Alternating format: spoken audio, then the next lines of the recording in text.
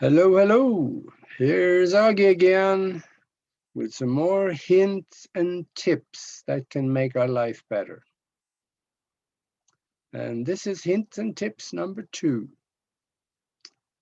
I'm going to try to make these recordings fairly short, actually as short as I can. And also remember, anytime that I talk about anything that has with medicine or health or anything related to that, I am not a doctor. And I do not give medical advice, but I'm a researcher and I find stuff and I can talk about what medical professionals are saying. And I'm not even a healthcare professional. Well, actually, I am a healthcare professional. I am my healthcare professional, not yours. So treat it as such and do your own research, and you're going to be much better off for it. I want to talk about pressure points this time. You know, we have a system of meridians all throughout our body with a nervous system that has pressure points to it. So a pressure point over here can give you an effect in another part of the body. So it is all interconnected. And it is a very elaborate system. The Western medicine had no clue on this before the Chinese actually came and showed them. And Western medicine still doesn't have a clue. They just have to bring in a Chinese professional, usually, that can do these things if it's done in a health setting, because it is not taught in medicine school. They know of it, but it's quite a bit of learning, so they just haven't really taken the time to include it into the medical curriculums. Besides, there's no money in it. So I don't think it's going to show up anytime soon. Let's talk about pressure points for headaches. And that includes migraine headaches, the worst of all.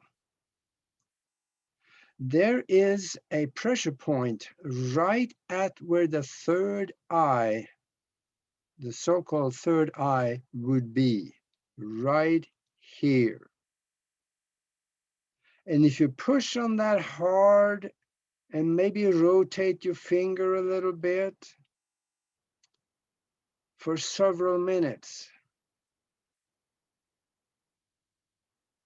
you should start getting an effect that the headache starts going away. In fact, if you try this when you have no headache, you can, by the time you're done, let's say do it for 3 minutes, and then when you're done, you feel slightly dizzy. So you know it has an effect. It dulls the mind somewhat. And there is another pressure point, and that is right here in the palm of your hand, right between the thumb and the index finger. Just grip it real hard and massage it right on top of that muscle. And then do that for several minutes. You can do it on both hands because it depends on where the headache is in the right, left, front, back. And so both hands has an effect on headache. Then there's another one. There's a pressure point for sinus pressure and colds.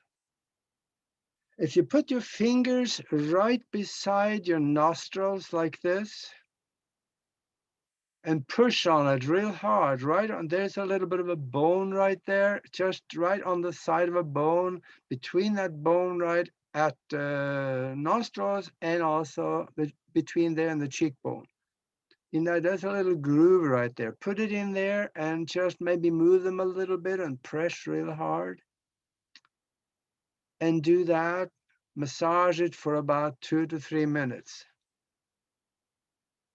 What that does is that the nerves that is being touched and massaged there, they have a way of opening up blood vessels into the nasal cavity wall so that you get more blood into it and more circulation, and in a roundabout way that helps to get the canal opened up. Also for headaches, there's another one. I knew about this one before I did this research, and that is the one on the earlobe. Grab the earlobe right there and massage it for about 3 to 4 minutes. And then again, there are people that doesn't have earlobes, but grab as far down as you can get and massage it, because it is in that area. You will find something in there that will have an effect. So just do that for 2 or 3 minutes and then see what happens. According to the journals and the books that is written on this, it will have an effect. What about a pressure point for fatigue? Let's say that you are really wore out, you're tired, sleepy maybe. There is a pressure point for that too, and there is one right below the tip of the nose, right here. And that just rub that back and forth or up and down, or just around like this for about 3 to 4 minutes. And see what it does to you. Another thing you can do with nutrition and stuff, you can also drink, lemon juice and things like that. It will also help. But this is the pressure point that you want to try.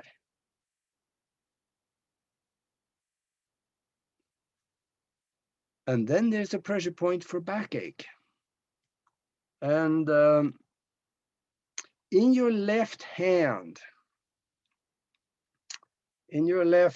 there is a pressure point right below here, below this finger right here, and at the level with the thumb, right there, the same one, pretty close to what you do for headaches. So take this one and rub it, massage it.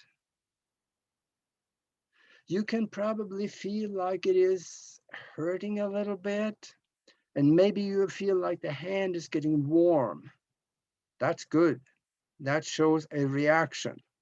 Even if it is hurting quite a bit, maybe just back off a little bit, but keep rubbing. That is a point that can help you with a headache. And then it was unclear to me if it works on both hands, but that is something that you can do your own research on. But I know on the left hand, it is good for headaches, according to the manuals and what they write about in the books about pressure points. And also, well, there's another one. There's one for stress. And that is right here in front of the earlobe, right here, right where the actually the jaw joins the skull, kind of. Massage that for about 5 minutes on both sides. Massage it and push real hard on it. And then, of course, it helped to just let yourself go. Try to think of nothing and just let yourself fall into a meditative state at the same time you're doing this. Do it for 5 minutes. And you can feel better afterwards. Meditation, of course, is a big part of it. If you do that, then that'll just kind of diffuse the stress anyway. Then again, there is one for a toothache. That is also in front of the earlobe, but a little higher up. It is just kind of right even with the hole that goes into the ear canal here, just right there. And you put right at the jaw, top of the jaw muscle, and you push real hard and maybe just massage a little bit and do that. Do that for several minutes. In fact, you could do it several times in a row. If let's say, do it for 3 or 4 minutes and then let go for 10 minutes and do it again until the toothache is gone. Because if you keep doing that, it will go away. That's what it says in the books. And then there's a pressure point for nausea. In your left hand again, there you go, 3 fingers down below the palm. So it goes like this, or should I say this, and then right there. That's where you want to push. And it's between the tendons, right there. Right there, actually, right on the tendon. Not so far over that you are rubbing on the blood vessel, but a little bit to the side of that. That's where you can push it just kind of up and down and around a little bit as you do this. And this is a couple of minutes is good enough between the tendons like that. And that should have an effect if you have nausea. Another pressure point if you have rapid heartbeat. Best thing probably could be to meditate on it, and then at the same time press inside the palm of your hand again, right here in the middle of your hand, where right down from this finger and even with the other one, right there in the middle. Push it real hard. And that can affect your heart rate. And we're supposed to massage it massage it counterclockwise. And do it slow, continuous motion.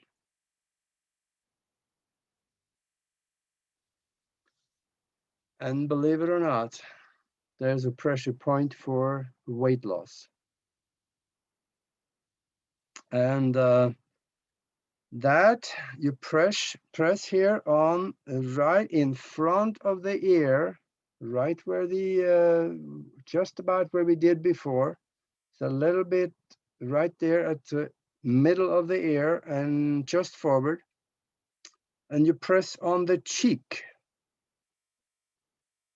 So it's a little further in than what we did before. Press on the cheek up there, the top of the cheeks. And do that for about 3 minutes. And open and close your mouth, and you can feel the top of the muscle right there. That's where you want to push on it. And believe it or not, that pressure point is for weight loss. And also another one is you press on the upper lip right here, as we do for several others. That also is supposed to be working for weight loss, right below the nose. And then there is, I think the last one I want to mention is for insomnia.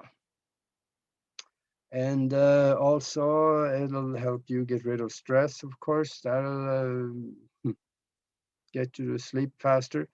And don't drink coffee before you go to sleep, because then your mind will be going, about 300 miles an hour, and you just have a hard time. Drink a glass of water before you go to bed. That will help you to fall asleep. There is something called the spirit gate point. And that is, if you hold your hand like this, then right down from this corner, and again 3 finger widths down below right here, this is the point they call the spirit gate point. Rub that up and down for a while.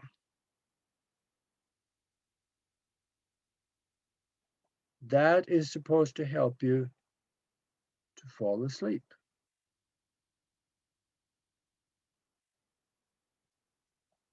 And of course, I've been telling people another method that works very well to calm the mind so that all your thoughts go away so you can fall asleep faster. You can go into meditation faster, and you can empty your mind out from all the unwanted thoughts.